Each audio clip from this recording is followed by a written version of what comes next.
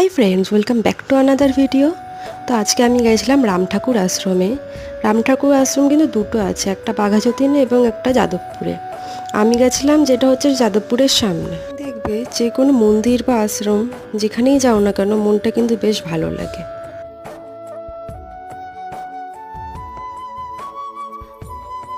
আশ্রমে কিন্তু ভোগ খাওয়ানোরও ব্যবস্থা থাকে। এখানে 60 টাকা করে কুপন কেটে ভোগ খেতে হয়।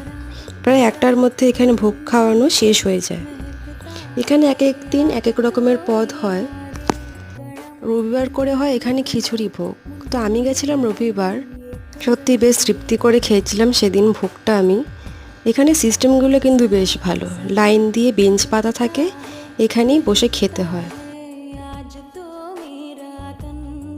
তো সেদিন খিচুড়ির সাথে ছিল আলু ভাজা এবং একটা তরকারি করেছিল আলু ছোলা দিয়ে। তারপর শেষ পাতে